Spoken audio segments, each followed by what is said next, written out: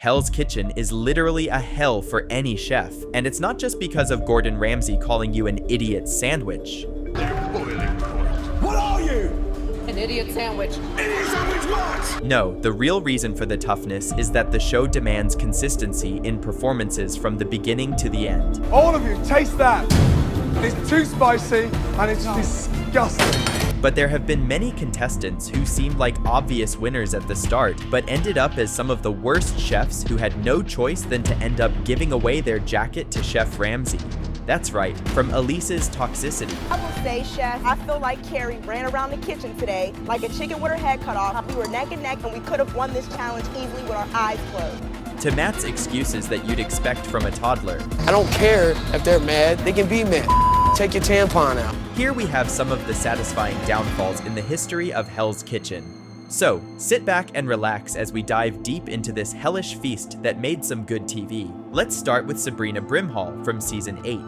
From the start, Sabrina talked like she was already a finalist, controlling nominations, blaming teammates, and acting untouchable. I mean, it was good flavor. I mean, yes, it tastes a little garlic, but I like that. I think it was great. Oh my God, okay, I'm playing. I'll take you back. Let's work it out. The problem? Sabrina missed timings, weak communication, and Ramsay repeatedly calling her out on the line exposed the gap between her ego and her execution. As the season went on, her teammates began to turn on her. Nominations that she once dominated flip against her, and instead of owning mistakes, she gets defensive. We should go home. I think that Nona should go home, Chef. Her idea of fine dining is fried chicken, Chef. She can't cook asparagus. I think it would be only one person. Who the fuck do you think? We don't want Sabrina on the team anymore. 30! How long? I need a minute 30 on your chicken, Gordon! Thank you! Fucker, man, I swear. Fuck that motherfucker. Trev's sitting there screaming at me the whole time. There's like a million things you have to do, okay? Her final service was the breaking point because she fell behind, couldn't recover, and Chef Ramsay finally sent her home. Chef Ramsay told her that she needs a lot of learning to do inside and outside the kitchen before taking the jacket away. But, young lady, you have a lot of growing up to do inside the kitchen and outside. Yes, Chef. Thank you for your commitment. Thank you, Chef. I wish you the best of luck. Sabrina's downfall was a controversial one because she never lost confidence. The kitchen just stopped buying it. Now let's talk about Jen Gavin, one of the most controversial egos Hell's Kitchen has ever seen. Jen's first downfall in season 4 came from pure carelessness. Hey, no, you're trying to clown me in here right now. I gave you the leak, Chef. All of you, come here. All of you, come here. All of you. Look, you're trying to all of you clown story. me, Chef, and I gave you enough. You're lying. Hey, all of you, come here. All of you. Come on, y'all, please, before he get over here. I'm not just some young girl who don't know what she's doing. I have mad skills in the kitchen. Who turned the eggs over like that? During a crucial service, she wasn't consistent in the quality of her risotto and was lazy, something Ramsay immediately remembered before having her eliminated. The rice is mush. I need that risotto urgently. Yes, Chef. Listen, Jen. Yes, Chef. You just confirmed how lazy you are. That moment is brutal on camera. It was a basic mistake, exposed in front of everyone, and she was sent home on the spot. But her real legacy comes from her return in season 18, because she showed up as a veteran and expectations were high, but cracks showed fast. I guess that goes to Madam Season 4, Jen. Hey, hey. In challenges, her dishes, including ragged, poorly executed pork, were heavily criticized. I have one big issue with that. When it starts to go ragged like that on the outside, what does that mean? It gets a little dry, Chef. A little dry. Cracks at the end. Then came the infamous service where Ramsay called her out, and instead of owning it, Jen argued back, accusing him of sabotaging her and trying to embarrass her. Right, I'm sick of this shit now. Everybody's questions right now. Hot pan. Everybody wants a piece of Jen. Jen, how many it is? It's just chaotic now. My meat is overcooking. Jen can't cook. That argument sealed it, because Chef Ramsay didn't just eliminate her, he ejected her mid-service for attitude. Smart what? But you're not gonna keep this Bullshit. Get out. Get out. And that's what makes Jen's downfall so satisfying. Twice on the show, it wasn't lack of talent that ended her run, it was ego, on full display with nowhere to hide. And now for everyone's favorite crybaby. It's Matt Hearn from season 16, yeah, the same guy who threatened to murder Chef Ramsay. Matt's entire run is built on excuses because every bad service, every mistake on his station, somehow wasn't his fault. And if food went out wrong, he blamed his teammates for that too. That's not all. If Chef Ramsay called him out, He played the victim with constant arguments in the kitchen, zero accountability, and teammates visibly fed up with him service after service. Chef, I want to fix it. Put it fucking on a tray. It's rubbery and it's overcooked. I'll fix it right now, So Chef. give me a proper fresh lobster tail. My patience is running out. His downfall came when the excuses stopped working. Matt began to have multiple disastrous services where Chef Ramsay directly questions his leadership and ability, and this time, no one steps in to defend him. I didn't say it was a lobster roll because it's made with shrimp, obviously. Is this a slider? To me, it is, Chef. To you, it's not. During nominations, the team finally turns on him, calling out his attitude and lack of responsibility on camera. His elimination is satisfying because it's clean and unavoidable because Chef Ramsay doesn't yell. He just exposes the pattern. When Matt hands over his jacket, it's clear the kitchen didn't fail him. He failed himself. And the worst part?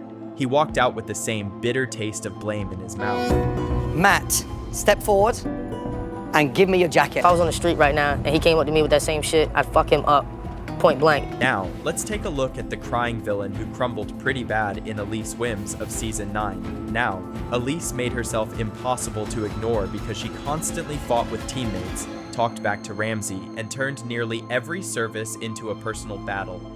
You shut up. Go home. If you don't like it, go home. You shut up. I'm not talking. I'm talking to Michelle. You're I'm talking to Michelle. You're rude.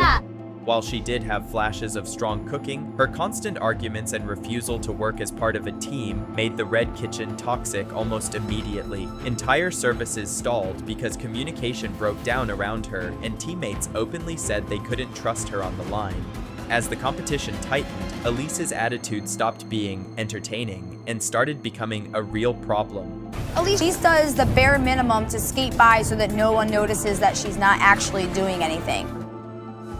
She struggled with consistency, fell behind during key services, and clashed repeatedly with both teammates and Ramsay. By the time she reached Black Jackets, her cooking no longer justified the chaos she brought with her. Vinegar? How much vinegar have you put in there? Just a splash. No, there's more than a splash in there. Today's your lucky day. Let me tell you why. We're not awarding a 0. Back in line. Her elimination felt inevitable, and Chef Ramsay made it clear that talent means nothing without teamwork, and Elise had burned too many bridges to recover. Okay. Do you know what? Keep your jacket. You deserve it. Thank you. Okay? Right. Come here. Now let's talk about the Joseph Tinnelly, the infamous bitch of Hell's Kitchen. But the guy himself proved that he couldn't handle the heat because coming into Season 6, Joseph had a massive ego. He bragged about his skills, talked tough, and acted like the rules didn't apply to him and didn't respect the brigade system. One simple request, who and why, and you make a big fucking song and dance about it. I ain't no fucking bitch, Chef. I don't give a fuck. I ain't no... Not only that, but Joseph didn't communicate well and constantly carried himself like he was above everyone else, including Chef Ramsay himself. Let me do the fish. I'll show you how to cook halibut. Let me do the fish. Come on. They just couldn't get it together. I mean, fuck. But his downfall didn't even come from cooking.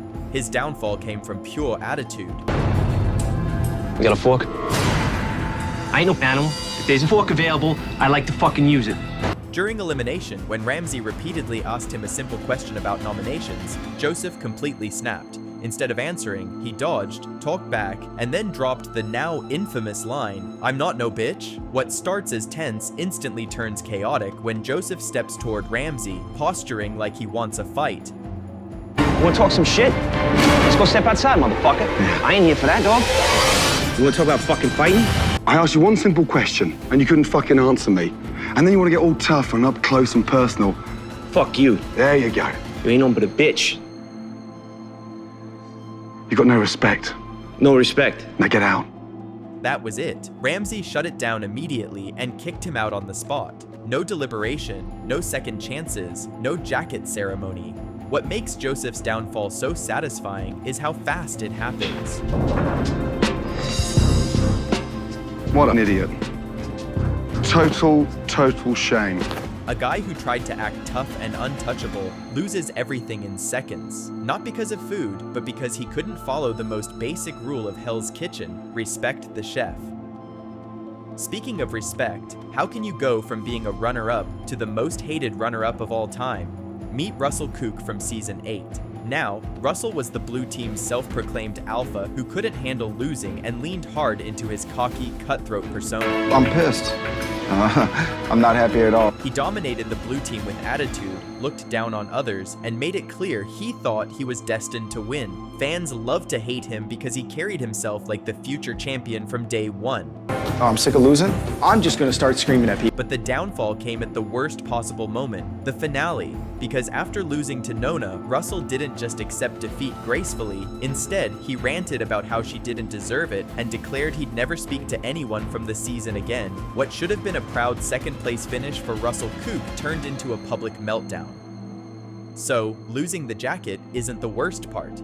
It's the way he destroyed his own reputation in front of everyone. It all comes down to how Hell's Kitchen isn't just about cooking. It's a pressure cooker for ego, attitude, and teamwork. From Sabrina talking like a finalist while failing on the line, to Jen Gavin arguing with Ramsay over ragged pork, to Matt Hearn hiding behind excuses, these chefs all hit the same wall. The kitchen doesn't lie. However, the lesson is clear that in Hell's Kitchen, it's not just who can cook the best. It's who can survive the heat with humility, focus, and respect. And when someone fails at that, well, that's the kind of downfall we can't look away from. If you're interested in more deep dives about the satisfying downfalls in the history of TV, then subscribe to our channel now.